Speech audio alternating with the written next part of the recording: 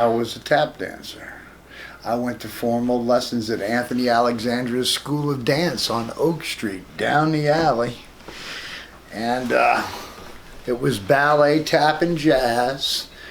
And, when I went wide, it became jazz and tap.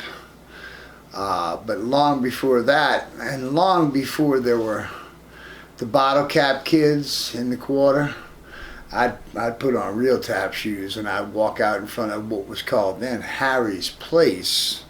Now it's called Harry's Corner, I believe. And that was like, it started off as a beatnik bar, and then it rode through the British invasion. So I would be outside. If you know the place, there's a lot of the poles, and they still had a lot of the little horse heads where they'd tie up the horses, although there wasn't that many horses anymore in the quarter. But I could use those as dancing props, and being inspired by Kelly and Astaire, I could swing on the poles and stuff. And so when my father needed me to get out of the bar for a minute, I'd go outside and I'd dance and I'd make money. And that started probably around the age of 4 or 5. And it lasted until he got out of the business. And then there was the Red Quarters. You remember the Red Quarters? When you had machines, particularly jukebox,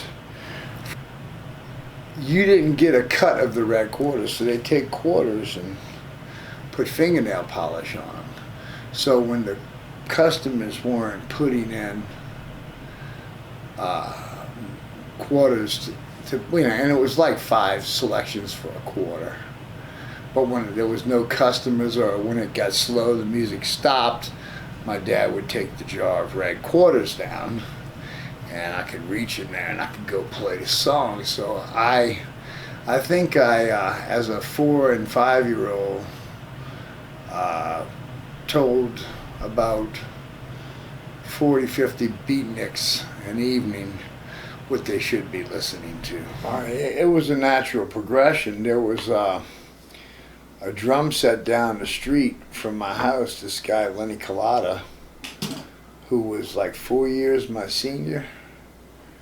But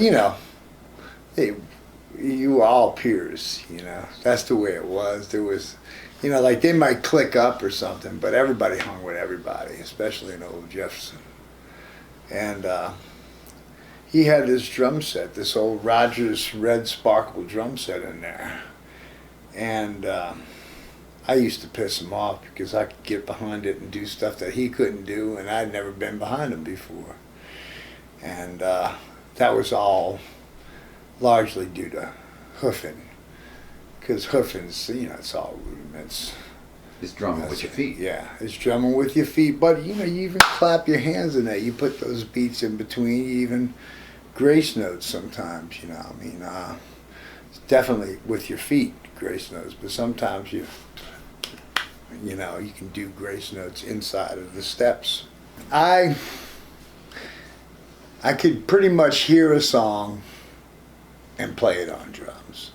Now, it took a while to get the touch and, any kind of real class, but I could actually play the notes from the get because I'd been playing the notes already. The touch took a little longer. In fact, it took a lot longer.